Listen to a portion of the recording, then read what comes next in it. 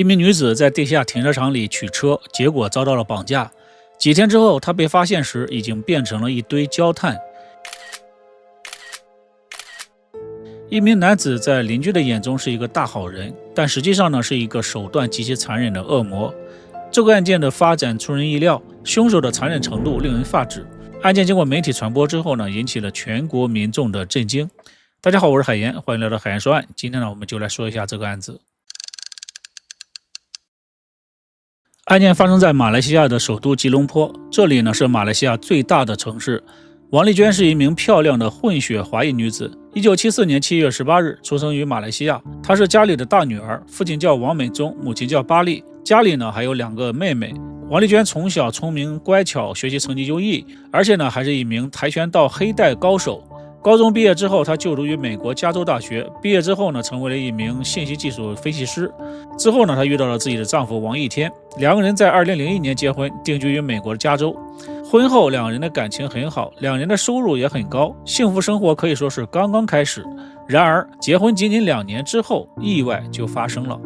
2003年，王丽娟的父亲被查出患有癌症，并且住院，这让远在美国的王丽娟十分的担心。尽管母亲告诉她家里还有另外2个妹妹可以照顾父亲，但是孝顺的王丽娟呢，仍然在2003年6月1日坐飞机返回了家乡。此后呢，她每天都在医院里照顾父亲，陪父亲做完手术。幸运的是，手术很成功，父亲恢复得很好。等到父亲没有大碍的时候呢，王丽娟就打算返回美国继续工作。原本计划是6月14日出发，就在返程的前一天晚上，亲友们为她组织了一场欢送宴会。毕竟谁也不知道王丽娟下次什么时候才能再回来。2003年的6月13日晚上，王丽娟开车带着母亲前往梦莎餐厅来参加聚会。晚上8点30分左右，母女2人抵达了餐厅地下停车场。由于来的时间比较晚了，停好车之后呢，他们就急急忙忙地坐上电梯上楼。走到半路的时候才想起，车上的停车券忘了拿。在马来西亚呢，停车券需要随身携带，离开时呢要先在机器上用停车券来结算时间，才能开车离开。但当时呢时间比较紧张了，王丽娟呢就跟自己的母亲说，我们先去聚餐吧，离开的时候呢再回车上拿。聚餐的人员很简单，都是王丽娟的好友和家人，大家一边吃喝一边聊天，每个人都很开心，有说不完的话。一直到晚上10点多，王丽娟注意到自己的母亲有些累了，于是呢对好友们说，我先把我的妈妈和妹妹送回家，你们别走啊，等我回来我们再继续。随后呢，王丽娟就带着自己的母亲和妹妹来到了1楼，走到了交停车费的机器的前面，这才想起了停车券还在车里呢。王丽娟知道自己的母亲腿脚不舒服，于是呢就对着母亲和妹妹说，你们在这儿等我，我去停车场去拿停车券，马上就回来。然而母亲和妹妹等了20多分钟，仍然没有见到王丽娟的身影，两个人就开始担心起来。妹妹拨打姐姐的手机，却始终都打不通，于是呢两个人就一起到地下停车场来找人。可到了停车场才发现，不仅王丽娟人不见了，停车位的车也不见了。这一下呢，母女2人就彻底慌了，赶紧返回餐厅通知其他的好友。大家呢就一起来找王丽娟，但是一直都没有找到。之后呢，他们一起来到了大楼保安室，要求查看地下停车场的监控。可是保安表示，按规定要过了0点才能查看前一天的监控录像，人都已经失踪了，怎么可能再等到0点之后呢？在众人的苦苦哀求之下，保安终于同意让他们来查看监控。监控显示，晚上10点50分，王丽娟的汽车高速撞开栏杆之后驶离，副驾驶位上是蜷曲着一个女性，正是王丽娟，而开车的是一名男性。由于监控录像太过模糊，无法看清男子的面容。意识到女儿很可能被绑架了，母亲立刻就报了警。接下来呢，王丽娟的家人和她的朋友们纷纷的开车在路上四处的寻找，但是都没有收获。案发72小时之后，王家人呢依旧是没有王丽娟的任何消息。为了尽快能够找到她，王家人呢就联系了媒体来帮忙报道。王丽娟的父亲还悬赏1万令吉，希望绑架女儿的人能够让她安全的回家。时间来到了王丽娟失踪的第4天，也就是6月17日，一名工人声称他在一条沟渠里发现了一具被烧成碳化的遗体，遗体上还被压着2个灌满水泥的轮胎。遗体双手用布条绑在胸前，颈部呢留有被布条勒过的痕迹。由于遗体被迫害的太过严重了，警方呢一时也无法判断受害者的身份。赶到现场的记者拍摄了照片，这些照片登上了当地报纸的头条。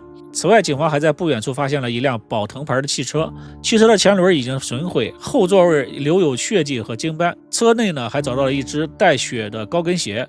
通过车牌号，警方确认了这辆车的车主就是王丽娟的父亲。随后呢，警方让王丽娟的好友诺林和诺林的妹妹前来辨认遗体。诺林走到门口的时候就闻到了汽油味和烧焦的味道，实在是没有勇气进去，于是呢，他让妹妹一个人进去指认。几分钟之后，妹妹哭着走出来，嘴里还念叨着是他，真的是他。诺林就问了，你怎么这么肯定？妹妹回答，那条牛仔裤是我的，是王丽娟跟我借的。尽管裤子呢已经被烧到只剩一部分了，但是呢，诺林的妹妹还是一眼就认出了那是自己的牛仔裤。王丽娟的丈夫也赶到了吉隆坡，他带来了王丽娟的牙医记录，通过 DNA 比对鉴定警方最终确认了受害者就是失踪多天的王丽娟。根据法医报告，受害者的腹部有刀伤，但是呢，致命伤是颈部的布条勒痕，受害者是死亡之后才被焚毁的。法医呢还在受害者的体内提取到了不明男子的体液，可是当时的这个马来西亚的 DNA 数据库尚未成熟，无法通过 DNA 来锁定凶手。警方呢只能通过其他的手段来继续调查。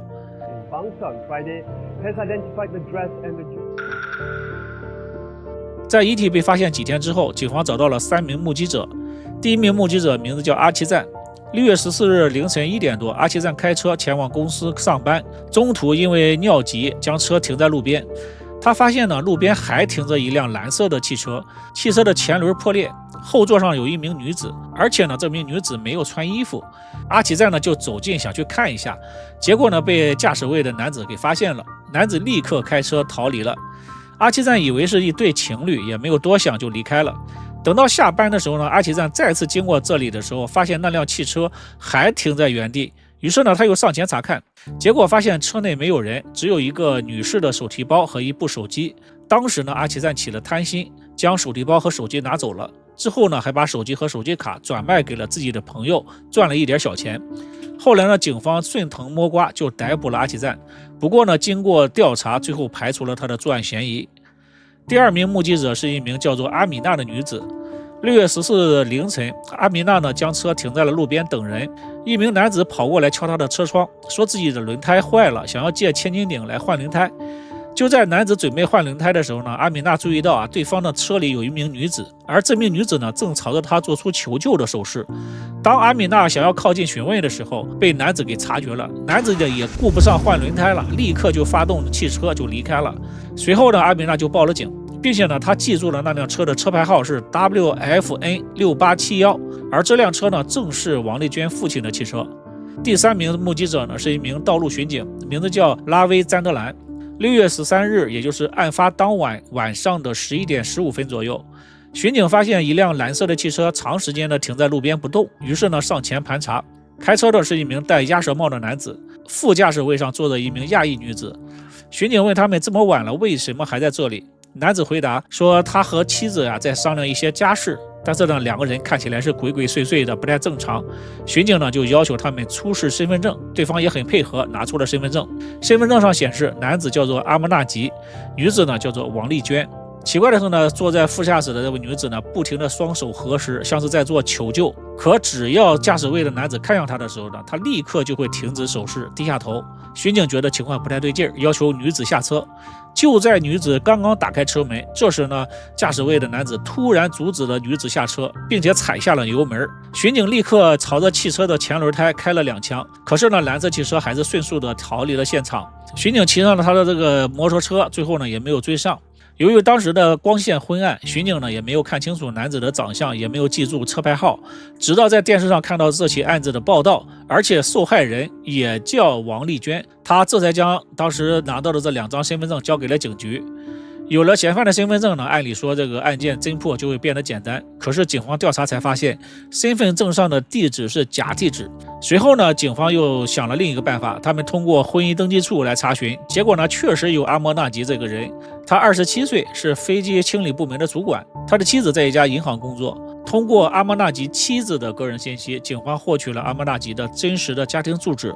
为了避免打草惊蛇，警方只是在暗中监视阿莫纳吉的妻子。直到2003年6月20日凌晨4点左右，阿莫纳吉终于出现了，警方呢立刻就上前将他给当场逮捕。在阿曼纳吉的家中呢，警方还发现了带有血迹的夹克和牛仔裤，还有一顶蓝色的鸭舌帽。经过鉴定，衣服上的血迹是属于王丽娟的，并且呢，阿曼纳吉的 DNA 与受害者体内不明男子的体液完全吻合。同时，3名目击者都指认阿曼纳吉就是他们当晚见到的那个男子。在铁证面前，阿曼纳吉在警局承认了自己就是杀害王丽娟的凶手。经过调查，阿曼纳吉此前没有犯罪记录，他和妻子呢有一个3岁的孩子，当时呢妻子还已经怀孕3个月了，家庭看似是十分的幸福。在亲朋好友眼里，阿曼纳吉是一个好丈夫、好爸爸，没有人相信他会犯下如此残忍的罪行。根据阿曼纳吉的供述，6月13日当晚，他在地下停车场里看到了王丽娟在车里找东西，顿时生出了歹念，一把就将王丽娟推进了车里，用刀挟持了她，随后开车驶离了停车场。之后呢，他2次侵犯了王丽娟，由于王丽娟不停的反抗，他用刀刺伤了王丽娟的腹部，又用布条勒住了她的脖子，直到她不再动弹。接着呢，他发现路边的沟渠没有盖盖子，于是呢，将王丽娟的遗体从沟渠口放了进去，又往里扔进了2个灌满水泥的轮胎，随后呢，用一些木板草草的将沟渠盖上。回到车上之后呢，他发现手提包和手机不见了，意识到这肯定是有人来过了，于是呢，当时就慌忙的逃走了。到了第2天，媒体开始大肆的报道王丽娟失踪的消息。阿曼纳吉呢担心事情会暴露，于是呢就拿着汽油和打火机返回现场，将遗体焚烧，企图毁尸灭迹。阿曼纳吉还带着警察到了现场指认，并且详细的说明了作案的过程。按理说呢，这个人证物证都有，凶手呢也自己认罪了，案件应该很快就能够得到公正的判决。可是谁也没想到，事情的发展又有了变化。阿曼纳吉的家人为他聘请了当地著名的大律师穆罕默德·哈尼夫。2003年9月15日，此案在高等法院开庭审理。法庭上的阿曼纳吉推翻了之前的供词，声称自己是被警方严刑逼供，警察呢还威胁他要将他的妻子和家人送进监狱，他呢这才被迫做出了假的供词。随后呢，他的辩护律师哈尼夫针对检方提供的人证物证逐一提出反驳。首先呢，哈尼夫指出，地下停车场的监控录像画面极其的模糊，即便是放大了，也无法证明车上的男子就是阿莫纳吉。其次呢，受害者王丽娟是跆拳道黑带高手，一个黑带高手被普通人绑架，这事听起来就不太合理。再者，巡警当时拦截蓝色汽车的时候，既没有看清楚车内男子的面容，也没有记录车牌号，而身份证是可以伪造的，因此无法确认当时车上的男子就是阿莫纳吉。事后巡警并未向上级汇报，所以这名巡警的证词和那2张身份证不能作为有效的证据。此外，警方在阿曼纳吉的家里发现了那个带血迹的牛仔裤。辩护律师认为，警察并没有测量过裤子的尺寸，无法证明这条牛仔裤就是阿曼纳吉的。不仅如此，辩护律师还提出，阿曼纳吉和王丽娟是情侣关系。当天呢，王丽娟是自愿跟阿曼纳吉离开，2个人发生关系也是自愿的，这就解释了为什么王丽娟的体内会有阿曼纳吉的体液。至于王丽娟的死因是颈部布条的勒痕，辩护律师的解释是这样的，他说2个人是为了增加情趣玩得过火了，这才导致王丽娟意外窒息死亡。除此之外，哈尼夫律师还质疑，阿曼纳吉下车借千斤顶的时候呢，王丽娟自己在车里，为什么他不趁机开车逃走呢？巡警盘查的时候，王丽娟也有机会打开车门逃走，可他为什么没有那么做呢？不得不说呢，哈尼夫律师的辩证技巧是非常的高超这一连串的质疑下来，让检方提供的这些证据都变得疑点重重。为了推翻这些证据呢，他甚至不惜诋毁已故受害者的人格。这种方法虽然是低劣，非常的卑劣但是呢，确实产生了一定的效果。庭审过程公布之后，尽管大多数人仍然是同情王丽娟的遭遇的，但是呢，也有一部分人开始质疑，认为阿莫纳吉是不可能是凶手的，甚至呢，还有人说王丽娟是一名荡妇。最受伤的莫过于王丽娟的家人。王丽娟的母亲表示，女儿被残忍的杀害，遗体还遭到了严重的破坏，可对方还竟然如此的污蔑自己的女儿，这让他们非常的难以接受。2004年8月6日，法庭再次开庭审理此案。法庭上呢，检方补充了关键的证据，受害者的手腕和颈部的布条是清理机舱玻璃专用的特殊布料，这表明凶手是提前预谋好的，提前准备了这种布料。此外呢，2个人如果是自愿发生关系的话，那么阿曼纳吉为什么要用刀刺伤对方呢？面对检方的提问，阿曼纳吉选择了沉默，声称不愿意回答检方的问题。但事实上呢，他也无法做出合理的回答，甚至呢，到了最后的宣誓环节，他也拒绝配合。因此呢，法院就默认阿曼纳吉认罪。犯罪心理学家盖萨纳也出庭作证，他指出，跆拳道呢只是一项体育项目，目的是强身健体，并非实战格斗技能。而且呢，案发的时候双方都在车子里面，空间狭小限制了动作，再加上男女力量是存在着巨大的差异的，凶手手中还有刀作为威胁，王丽娟无法反抗是正常的。此外呢，即便王丽娟是一个跆拳道黑带高手心理上她仍然是一个普通人，面对突然袭击，第一反应必然是害怕、不知所措，不敢贸然逃走。2005年2月23日，法院最终宣判阿曼纳吉谋杀罪成立，判处死刑；性侵罪成立，判处20年有期徒刑，另外再加上20下鞭刑。不过呢，根据马来西亚法律的规定，若罪犯被判处了多种刑罚，那么呢，法院只会执行最重的刑罚。因此呢，阿曼纳吉不会被打屁股，只会直接执行死刑。之后，阿曼纳吉多次提出上诉，但是法院在2007年驳回了他的上诉，维持原判。走投无路的阿曼纳吉在2009年写信给马来西亚的王室，希望能够将死刑改为无期徒刑。可是呢，这些都没有用。2016年9月23日，在案发13年之后，阿曼纳吉被验明正身，执行了注射死刑。检方在调查此案期间，还发现至少有3起停车场的性侵案与阿曼纳吉有关。不过呢，这些案件的受害者都已经结婚成家了，不愿意提及此事，这些案件呢也就没有公开。由于这起案件呢在马来西亚引起了巨大的轰动，事后呢有人指责马来西亚的警方存在着严重的失误。巡警发现凶手和受害者之后，既没有及时的上报，警方呢也没有立刻追捕那辆蓝色的汽车。如果当时警方能够跟进追捕的话，或许呢这场悲剧就不会发生了。